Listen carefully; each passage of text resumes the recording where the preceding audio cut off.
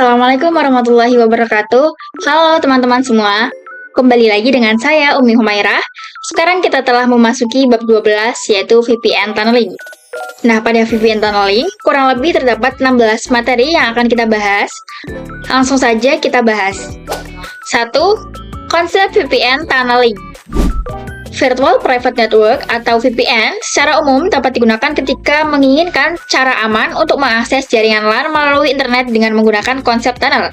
Jadi tunnel sendiri merupakan metode menghubungkan jaringan yang berbeda lokasi menggunakan sebuah jalur khusus di internet. Lalu paket ini akan mengalami modifikasi atau perubahan ataupun penambahan header selama paket dikirimkan. Tetapi ketika paket sudah melewati tunnel dan sampai tujuan, maka header paket akan dikembalikan seperti semula atau headernya akan dilepas. Di sini terdapat 4 jenis VPN tunneling, yaitu yang pertama ada EOIP, kedua PPTP dan SSTP, yang ketiga ada L2DP, dan yang terakhir OpenVPN. 2. Setup Topology. Di sini kita akan mengimplementasikan VPN tunneling, yaitu menghubungkan antar wilayah. Misalkan terdapat suatu perusahaan yang cangkupannya lumayan besar, di mana perusahaan tersebut memiliki kantor pusat dan kantor cabang. Nah, permasalahannya adalah letak kantor pusat dan kantor cabang itu berjarak lumayan jauh. Nah, antara jaringan lokal yang ada di kantor pusat dan di kantor cabang itu ingin saling berkomunikasi, karena jika menggunakan layanan infrastruktur seperti fiber optik, pastinya akan memerlukan biaya yang cukup mahal. Oleh karena itu, perusahaan tersebut bisa menggunakan fitur VPN tunneling ini. Jadi, kantor pusat dan kantor cabang tersebut dapat terkoneksi dengan interface virtual yaitu tunnel. Syaratnya adalah, antara kedua kantor tersebut harus menggunakan router mikrotik yang sama. Kemudian, kedua router mikrotik tersebut harus terkoneksi dengan internet. Di sini, pada topologi, untuk ISP-nya saya menggunakan floatNAT, sehingga nanti kita akan mendapatkan IP kelas A. Nah, jika teman-teman ingin menggunakan kabel seperti ini, caranya kalian klik kanan pada kabel, kemudian klik edit, lalu pada type pilih yang bezir. Dan di sini untuk router 1 dan 2 sudah terkoneksi dengan internet ya. Dan untuk VPC 1 sudah dihubungkan ke mikrotik pusat atau router 1. Dan VPC 2 sudah dihubungkan ke mikrotik cabang. Nah, di sini kita akan setting hostname dan IP-nya secara statik pada router 1. Kita buka terminalnya. Di sini kita ketikkan System Identity, setname sama dengan R-strip pusat. Kemudian kita akan mendisable IP yang kita dapatkan secara DHCP dengan perintah IP DHCP strip client disable number sama dengan 0. Kemudian kita berikan IP-nya untuk adder 1. Kita ketikkan IP address sama dengan 10.0.137.146/24. Kemudian interface-nya sama dengan adder 1. Kita cek dengan IP address print. Nah, ini sudah ada ya. Jika sudah, kita bisa tambahkan IP root-nya. Kita ketikkan IP root at gateway sama dengan 10.0.137.1. Kemudian kita cek IP root print. Dan di sini juga sudah ada. Yang terakhir, kita tambahkan DNS-nya, yaitu IP DNS set server sama dengan 88. Nah, di sini kita sudah melakukan addressing static pada router pusat. Selanjutnya kita lakukan hal yang sama pada router cabang. Kita ketikkan System Identity, setname sama dengan R-strip cabang. Kemudian kita akan mendisable IP yang kita dapatkan secara DHCP. Kemudian kita tambahkan IP-nya, yaitu 147.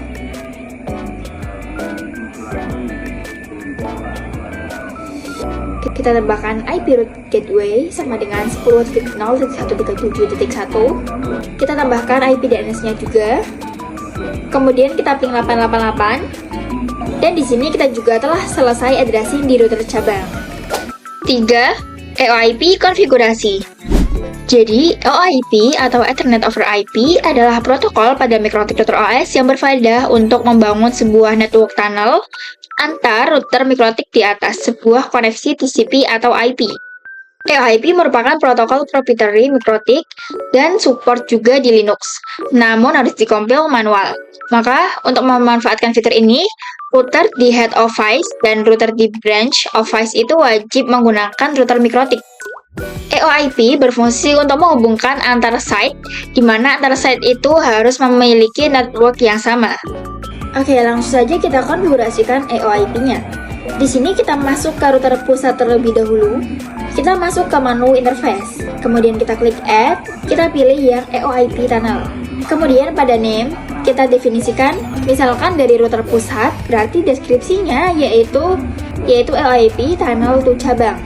Kemudian di bagian remote address-nya, kita tuliskan IP statik dari mikrotik cabangnya, yaitu 10.0.137.4.147. Kemudian pada tunnel ID-nya, ini bebas ya, mau ditentukan berapapun. Intinya tunnel ID pusat dan cabangnya itu harus sama. Misal saya isikan 100, kemudian kita klik apply dan OK. Kemudian kita konfigurasikan EOIP juga pada router cabangnya. Kita masuk ke menu interface, lalu add, kita pilih EOIP. Di sini pada bagian deskripsinya kita isikan EOIP tunnel to pusat. Kemudian ubah juga remote address-nya dengan IP router pusat yaitu 10.0.137.146. Kemudian tunnel ID-nya ini kita samakan dengan yang pusat yaitu 100. Kemudian klik OK. Nah, dapat kalian lihat di sini status EOIP-nya sudah running ya. 4. EOIP menghubungkan antar klien. Langkah selanjutnya kita akan menghubungkan antar kliennya. Nah, untuk mengkoneksikan kedua perangkat, kita bisa menggunakan fitur bridge. Jadi langsung saja kita praktikkan. Pada router pusat, kita setting bridge-nya. Kita tambahkan, untuk nama, saya isikan bridge for EOIP. Kemudian klik apply dan OK. Kemudian pada menu ports, kita masukkan interface 2 dan juga interface tunnelnya. Nah, kedua interface tersebut sudah masuk satu interface bridge. Lakukan juga hal yang sama pada router cabangnya. Di sini untuk namanya saya berikan bridge for EOIP. Kemudian kita masukkan interface-nya. Ini sama ya, yaitu Ether 2 dan bridge tunnel. Kemudian kita lakukan addressing di kedua VPC-nya. Pada VPC 1, misalkan saya isikan IP 192.168.1.6/24 dan VPC 2 menggunakan IP 1.7. Jika sudah, kita bisa tes ping dari cabang ke pusat. Kita ketikkan ping 192.168.1.6. Maka ini sudah berhasil ping ya teman-teman. 5. EOIP Client Connect to Internet. Selanjutnya, kita akan membuat klien bisa akses internet. Kita akan setting IP address gateway-nya pada interface bridge. Langsung saja kita masuk ke router pusat terlebih dahulu. Kita klik IP, kemudian addresses. Kita klik add, lalu masukkan IP gateway-nya, misal 192.168.1.1/24. Dan untuk interface-nya, pilih yang bridge. Lalu klik apply dan OK. Kemudian kita ke menu IP firewall. Kemudian masuk ke NAT. Kita tambahkan. Untuk chain, kita pilih yang SRC NAT. Lalu di bagian out interface-nya yang mengarah ke internet yaitu Ether 1.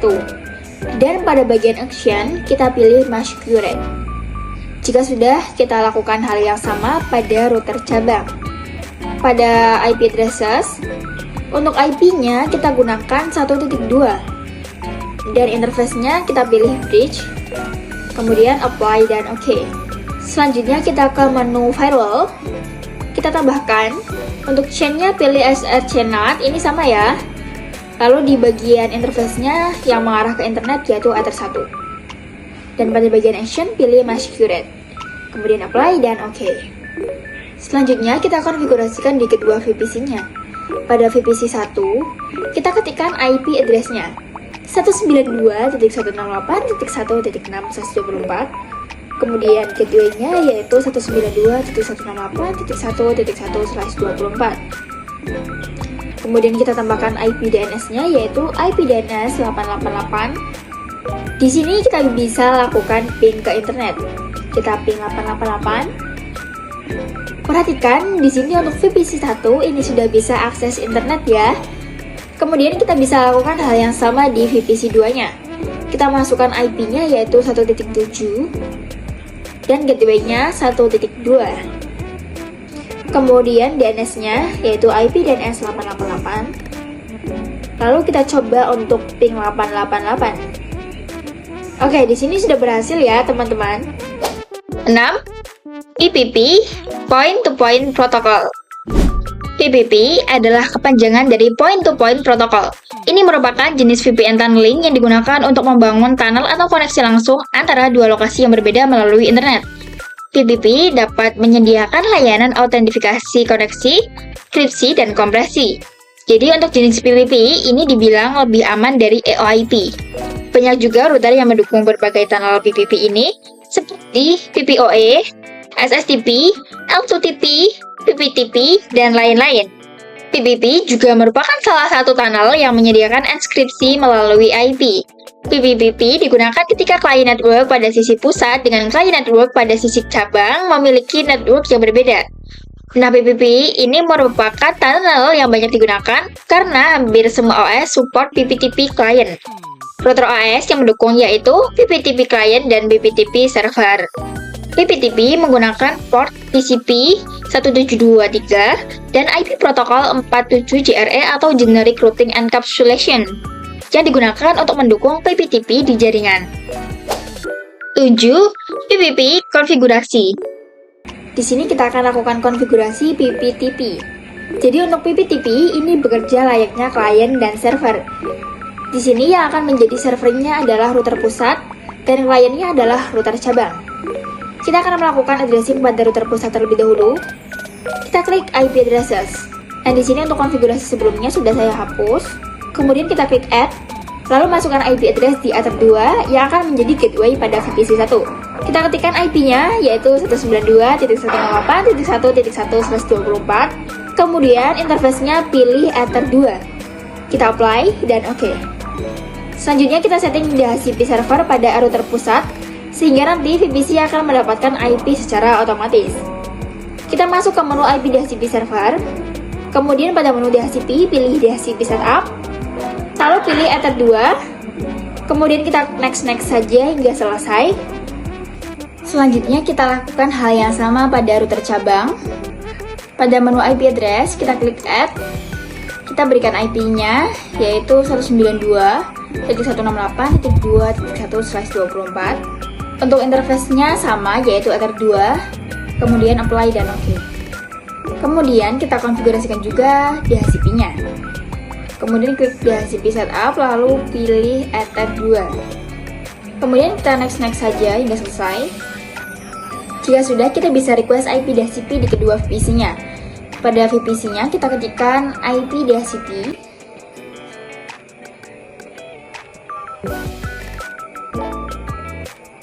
Di sini saya sudah mendapatkan IP-nya ya. Selanjutnya pada router pusat kita konfigurasikan PPTP servernya. Kita pilih menu PPP dan pada menu interface klik PPTP server. Kemudian checklist pada kolom enable-nya. Lalu klik OK. Kemudian kita akan membuat ketika router klien terhubung ke server itu haruslah menggunakan username dan password. Maka dari itu kita bisa membuat username dan password itu di sisi server. Di sini kita klik pada menu secret, lalu tambahkan. Untuk bagian username, misal saya beri nama PPTP-umi. Kemudian untuk passwordnya saya berikan 123. Untuk menu servisnya, pilih yang PPTP. Dan pada local address, isikan IP 10.10.10.1. Maka nanti pada interface tunnel di router pusat akan mendapatkan IP tersebut secara otomatis. Pada remote address-nya kita isikan 10.10.10.2, yang mana IP tersebut juga akan menjadi IP tunnel milik router klien. Di sini kita klik apply dan OK. Selanjutnya yaitu konfigurasi PPTP pada klien. Kita klik menu PPP, lalu interface, kemudian kita klik add, lalu pilih PPTP client. Pada bagian general ini biarkan saja. Kemudian kita akan fokuskan ke menu dial out. Di sini untuk connect to kita masukkan IP static router pusat yaitu 10.0.137.146. Kemudian pada username-nya kita isikan PPTP-umi dan passwordnya adalah 123. Kemudian kita klik apply dan OK. Nah, perhatikan di sini sudah ada tanda R yang mana artinya sudah running. Kita coba ping ke router pusat, kita ketikkan ping 10.10.10.1 pada terminal. Nah, di sini berhasil ya, teman-teman. 8. PPTP static routing dan tes koneksi. Sekarang kita akan melakukan routing static. Kita akan coba secara CLI. Pada router pusat, kita ke menu IP routes. Kita ketikkan IP route. Kemudian kita tambahkan, kita ketikkan add DSD strip address sama dengan tambahkan IP network di VPC 2, yaitu 192.168.2.0. Lalu untuk gateway-nya, gunakan IP tunnel milik router cabang, yaitu 10.10.10.2. Kemudian kita print. Di sini sudah terdapat AS 2.0. Selanjutnya kita lakukan static routing pada router cabang. Kita coba dengan GUI. Kita masuk ke menu IP routes, kemudian add. Di sini DSD address-nya isikan 192.168.1.0/24. Untuk gateway-nya kita isikan 10.10.10.1. Kemudian kita apply dan oke. Kemudian kita lakukan ping dari VPC 1 ke VPC 2. Kita ping 192.168.2.254 karena ini adalah IP yang kita dapatkan secara DHCP. Nah, di sini kita sudah berhasil ping ya. 9. L2TP konsep dan setup topologi. L2TP merupakan salah satu service VPN yang terdapat di MikroTik. Ada L2TP atau Layer 2 Tunneling Protocol. L2TP ini tidak jauh berbeda dengan PPTP. Hanya saja dari segi security, L2TP ini lebih baik dari PPTP. L2TP merupakan protokol tunneling yang digunakan untuk membuat koneksi virtual pribadi pada perangkat MikroTik. L2TP bisa digunakan untuk mengakses jaringan kantor. Misal, kita sedang berada di kantor, tapi ingin mengakses jaringan yang ada di kantor, maka kita bisa menggunakan L2TP. Langsung saja kita setup topologinya. Di sini kita hapus semua konfigurasi PPTP sebelumnya. Pada router pusat, kita ke menu IP address. Lalu untuk IP 10.0 ini kita hapus. Kemudian kita ke PPP interface, ini juga kita hapus, dan pada bagian secret ini kita hapus juga. Lalu kita ke routing table-nya. Untuk yang 2.0 ini kita hapus. Kemudian lakukan hal yang sama pada router cabangnya. Kalian bisa perhatikan ya, karena ini akan saya percepat. 10. L2TP IPsec konfigurasi. Jadi, L2TP ini akan menjadi lebih secure dengan menggabungkan protokol IPsec. L2TP ini basisnya sama seperti PPTP, yaitu server client. Oke, langsung saja kita konfigurasikan. Oke, seperti biasa, di sini saya akan menggunakan router pusat sebagai server dan router cabang sebagai klien. Kita buka router pusat terlebih dahulu. Kemudian kita masuk ke menu PPP, lalu interface. Kemudian kita klik pada L2TP server. Di sini pada kolom enable kita checklist, dan pada use IPsec-nya kita pilih yes. Karena kita akan konfigurasikan L2TP dengan IPsec. Untuk IPsec, secret-nya ini terserah mau diisi apa. Misal saya isikan secret. Kita apply dan oke. Sama seperti konfigurasi PPTP, kita akan membuat ketika klien mengakses server, ia akan menggunakan username dan password. Di sini kita ke menu secret, kita klik add. Untuk name-nya, misal saya isikan L2TP UMI dan passwordnya 123. Lalu pada bagian service, pilih yang L2TP. Pada profile, pilih yang default encryption. Dan di bagian local address, kita definisikan tunnel di router pusat. Misal saya gunakan 172.16.1.1. Kemudian pada remote address-nya, kita isikan IP tunnel milik cabangnya, yaitu 172.16.1.2. Maka nanti kedua interface tunnel akan otomatis terkonfigurasi dengan IP tadi. Kemudian kita klik apply dan oke. Selanjutnya kita konfigurasikan di router cabang. Kita klik menu PPP. Pada menu interface kita klik add, lalu pilih L2TP client. Kemudian klik pada menu dial out. Pada bagian connect to, kita isikan dengan IP address router, yaitu 10.0.137.146.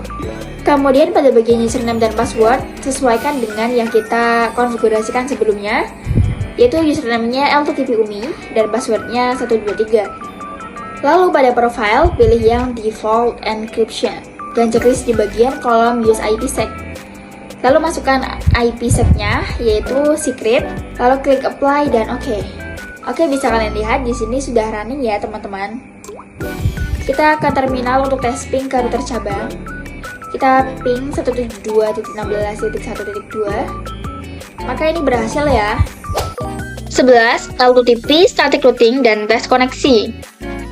Langkah selanjutnya kita akan konfigurasi static routing agar VPC bisa saling berkomunikasi. Untuk caranya itu sama seperti sebelumnya ya teman-teman. Pada router pusat, kita klik IP, kemudian routes, kemudian kita tambahkan. Untuk DC address-nya kita isikan network router cabang, yaitu 192.168.2.0. Lalu gateway-nya adalah IP tunnel dari router cabang, yaitu 172.16.1.2. Lalu apply dan oke. Kemudian lakukan hal yang sama pada router cabangnya. Di sini DC address-nya kita isikan 1.0. Lalu gateway-nya adalah IP tunnel router pusat, yaitu 172.16.1.1. Lalu klik apply dan oke. Jika sudah, kita lakukan pengujian pada kedua VPC-nya. Kita ping ke VPC 2. Kita ketikkan ping 192.168.2.254. Nah, perhatikan di sini ia telah berhasil ping ya. 12. PPPoE konsep. Jadi, point-to-point protocol over Ethernet merupakan jenis protokol tunnel layer 2 yang digunakan untuk mengontrol akses jaringan. PPPoE adalah salah satu jenis protokol tunnel yang banyak digunakan di ISP karena dapat dengan mudah melakukan manajemen banyak klien tanpa menggunakan IP publik. Maka ia akan memberikan autentifikasi, enkripsi, dan kompresi. Dan PPPoE ini hanya bekerja pada satu jaringan, yaitu One Broadcast Domain. 13. PPPoE setting topology. Nah, jadi di sini kita akan menggunakan topologi baru. Dan untuk name-nya ini sudah saya ubah menjadi router ISP dan router customer. Di sini saya gunakan nama saya sebagai customer, yaitu Umi. Kita hapus konfigurasi-konfigurasi yang telah kita lakukan sebelumnya. Pada router pusat, di sini kita ganti host name-nya menjadi Airstrip ISP. Kita ganti juga pada router cabang menjadi Airstrip Umi. Kemudian kita aktifkan fitur Roman di kedua router. Kita ketikkan tool Roman set enable sama dengan yes.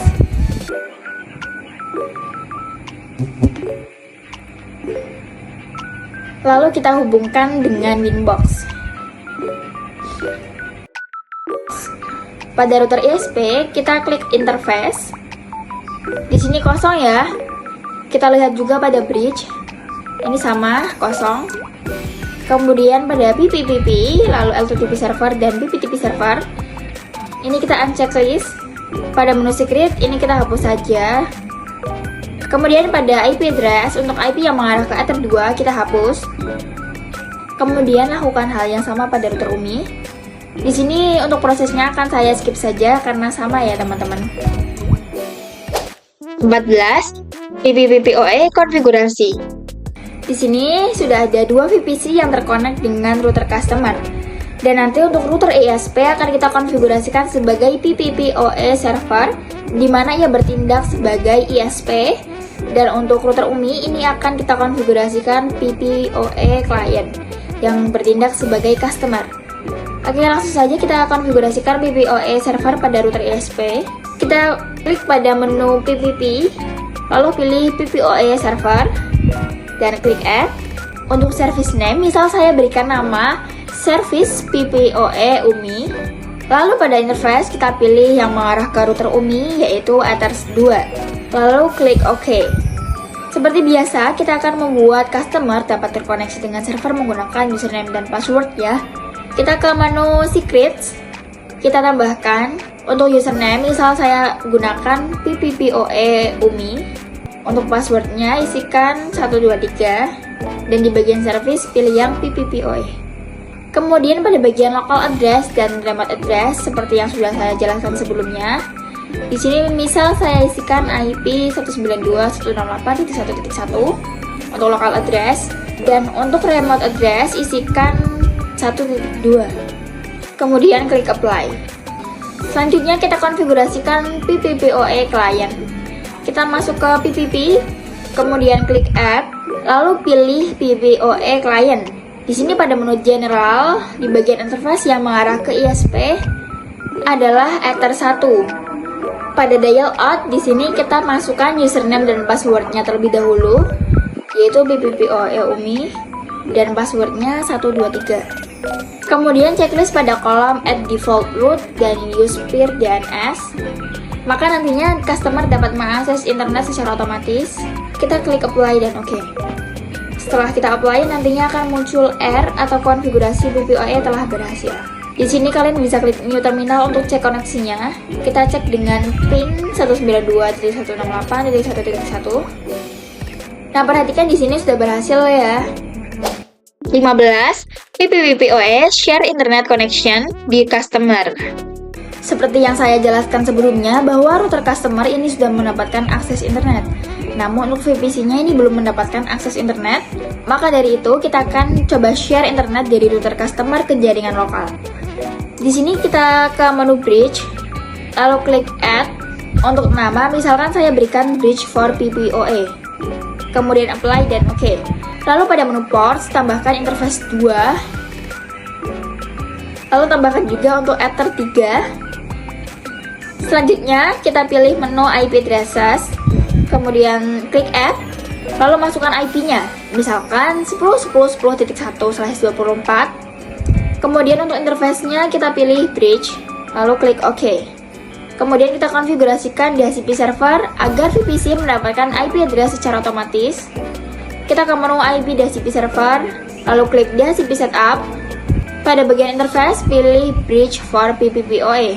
Kemudian kita next hingga selesai. Selanjutnya kita konfigurasikan firewall NAT. Kita ke menu IP firewall. Pada menu NAT, kita klik add. Di sini untuk chain, pilih yang SRC NAT.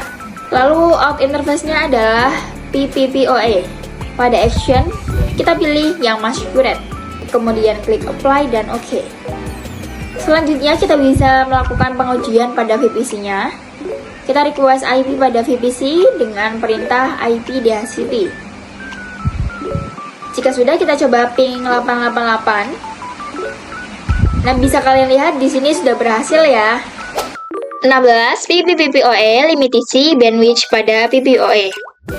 Jadi fitur ini berguna untuk memberikan limit bandwidth pada router customer, sehingga jaringan yang di bawah naungan router customer bisa menggunakan bandwidth yang ditentukan oleh router customer. Langsung saja kita konfigurasikan. Di sini kalian klik pada menu PPP. Nah, pada konfigurasi sebelumnya kita double klik. Dan di sini untuk profilnya ia menggunakan profile default ya. Maka di sini kita bisa close terlebih dahulu. Kemudian kita ke menu profile. Di sini kita double klik pada profile yang default. Kemudian kita ke menu limits. Jadi di sini terdapat kolom rate limit. Pada informasi RxTX ini kita bisa lakukan limitasi. Misalkan jaringannya berada di bawah customer dapat internetan dengan limitasi bandwidth 2 MB per 2 MB, yaitu untuk mendownload dan juga upload. Jika sudah, kita klik apply dan OK. Nah, jadi teman-teman, seperti itulah contoh dari konfigurasi untuk limitasi bandwidth-nya. Oke teman-teman, sekian untuk materi VPN tunneling kali ini. Semoga bermanfaat dan terima kasih telah menonton. Sampai jumpa di video-video selanjutnya. Wassalamualaikum warahmatullahi wabarakatuh.